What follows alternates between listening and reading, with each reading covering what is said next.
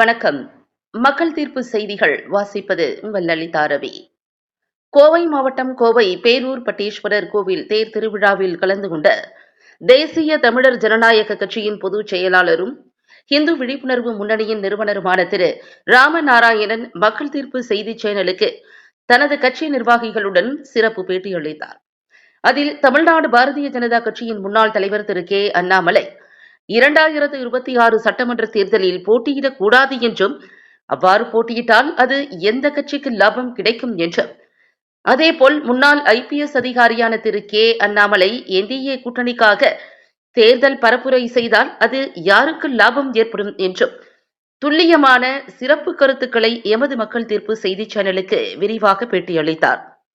வாருங்கள், திரு ராமநாராயணன் தனது பேட்டியில் என்ன சொல்லியிருக்கிறார் என்று பார்ப்போம். தமிழகத்தில் மக்கள் தலைவராகவும் கே அண்ணாமலை IPS அவர்களை பற்றி சில கருத்துக்கள். தமிழகத்திலே உள்ளடி வேலைகளில் ஈடுபட்டு அதிமுகவின் அடிமையாகவே மாறிவிட்ட தமிழக பாரதிய ஜனதா கட்சியினுடைய 2026 சட்டமன்ற தேர்தலின் நிலைப்பாடு குறித்து அண்ணாமலை அவர்களுக்கு தேசிய தமிழர் ஜனநாயக கட்சியின் சார்பாக சில கோரிக்கைகளை முன்வைக்கின்றோம். திரு கே அண்ணாமலை IPS அவர்கள் வருகின்ற சட்டமன்ற தேர்தலில் தமிழகத்தில் எந்த தொகுதியிலும் பாரதிய ஜனதா கட்சிக்கோ அனைத்து இந்திய அண்ணா திராவிட முன்னேற்ற கழகத்திற்கோ NDA கூட்டணிக்கோ ஆதரவாக எந்த விதமான பிரச்சாரமும் செய்யக்கூடாது. பிரச்சாரம் செய்து தோற்றுவிட்டால் அண்ணாமலைக்கு அது ஒரு இழுக்காக மாறிவிடும். வெற்றி பெற்றுவிட்டால் அது அவர்களுக்கு கொண்டாட்டமாகிவிடும்.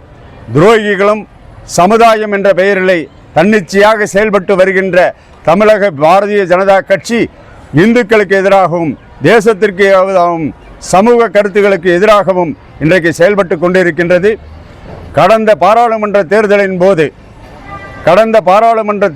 போது தமிழகத்திலே எடப்பாடி பழனிசாமி ஐயா அவர்களும் SDPI அணியும் ஒருங்கிணைந்து தமிழக பாராளுமன்றத்திலே போட்டியிட்ட பொழுது மதவாத பாஜகவோடு கூட்டணி கிடையாது, அண்ணா எம்ஜிஆர் மீது சத்தியம், புரட்சித் தலைவி அம்மாவின் மீது சத்தியம் என்று சொல்லிக்கொண்டு இன்றைக்கு சுயநல சந்தர்ப்பவாத கூட்டணியாக இன்றைக்கு அதிமுகவும் பாரதிய ஜனதா கட்சியும் கைகோர்த்திருக்கின்றது. இந்த நிலையிலே தமிழகத்திலே இந்துத்துவ மறுமலர்ச்சிக்கும் தேசிய சிந்தனைக்கும் நேர்மையாளர்கள் வர வேண்டும். எப்படி சுதந்திர போராட்ட காலத்திலே காந்தியினுடைய அறைகூவலுக்காக காமராஜர் வந்தார், முத்துராமலிங்க தேவரையா வந்தார், குமாரசாமி ராஜா வந்தார், ராஜாஜி அவர்கள் வந்தார், இதுபோல எண்ணற்ற தேசபக்தர்கள் நேர்மையாளர்களாக வந்தார்கள். தமிழகத்திற்கு ஒரு நேர்மையான தலைவராக மக்கள் தலைவர் கே அண்ணாமலை IPS அவர்கள் கிடைத்ததற்கு பின்னால் 4% இருந்த பாரதிய ஜனதா கட்சி இன்றைக்கு 18% வாக்கு வங்கிகளை பெற்று தமிழகத்திலே அசைக்க முடியாத சக்தியாக இருக்கின்ற இந்த காலகட்டத்திலே தமிழகத்தை வழிநடத்துகின்ற அதிமுகவினுடைய அடிவடியாக செயல்படுகின்ற இன்றைய மாநிலத்தினுடைய தலைவராக இருக்கக்கூடிய நயினார் நாகேந்திரன் அவர்களும் தமிழிசை சவுந்தரராஜன் அவர்களும் இது போன்றவர்களெல்லாம் ஒருங்கிணைந்து, ஏன் அகில இந்திய மகளிரின் தலைவியாக இருக்கக்கூடிய வானதி சீனிவாசன் போன்றவர்களெல்லாம் அண்ணாமலையை புறக்கணித்து விட்டு தமிழகத்திலே சில தொகுதிகளில் MLA ஆகிவிடலாம் என்று சொல்லி எப்பொழுது பார்த்தாலும் தமிழகத்திற்கு ஒரு மிகப்பெரிய தலைகுனிவாக கவர்னராக இருந்த தமிழிசை மீண்டும் மக்கள் பணி என்று சொல்லி MLA தேர்தலில் நிற்கின்றார்.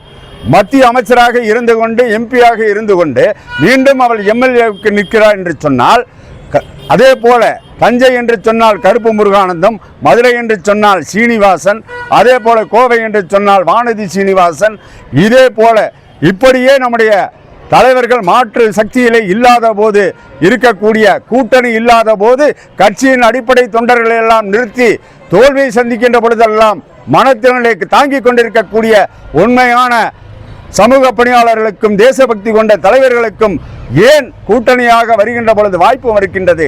ஆகவே திராவிட முன்னேற்ற கழகத்தோடும் அனைத்து இந்திய அண்ணா திராவிட முன்னேற்ற கழகத்தோடும் மறைமுக கூட்டணியில் செயல்படுகின்ற இந்த திராவிட கட்சிகளை முறியடிப்பதற்கு நேர்மையான தலைவர் அண்ணாமலை கிடைத்தும் அதை பயன்படுத்துவதற்கு மறுத்துவிட்ட காரணத்தினால் மக்கள் தலைவர் கே அண்ணாமலை அவர்கள் சமீபத்திலே கூட ஒரு பேட்டியிலே வலியுறுத்துகின்ற பொழுது என்னுடைய தந்தையார் அவர்களுக்கு உடல்நலம் சரியில்லை, ஆகவே நான் அதை கவனிக்க வேண்டியிருக்கிறது என்று சொன்னார்.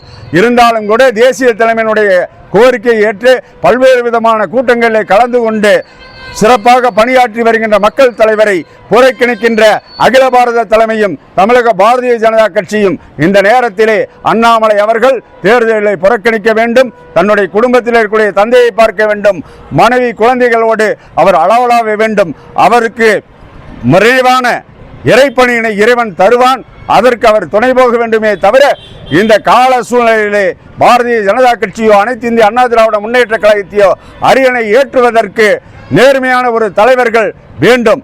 ஆனாலும் கூட திருடர்களுக்கு மத்தியிலே இன்றைக்கு நல்ல திருடன் யார், அதைவிட கொள்ளையடிக்கக்கூடிய திருடன் என்று சொல்லி பணப்புழக்கத்திலே திகழ்கின்ற திராவிட இயக்கத்திற்கு மாற்றாக இப்பொழுது பணி செய்வது அவருக்கு நல்லதல்ல. ஆகவே அவர் போல் அன்பு கொண்டிருக்கக்கூடிய அண்ணாமலையினுடைய ஆதரவாளர்களும் அண்ணாமலை சம்பந்தப்பட்டிருக்கக்கூடிய அனைத்து விதமான நற்பணி மன்றத்தை சார்ந்தவர்களும் தயவு செய்து அண்ணாமலை போட்டியிடக்கூடாது.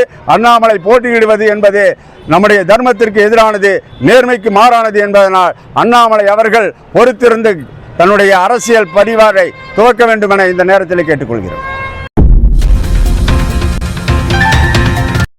மக்கள் தீர்ப்பு செய்திகளுக்காக சிறப்பு ஒளிப்பதிவுடன் கோவையில் இருந்து செய்தி ஆசிரியர் அதிரடி காளிதாஸ்.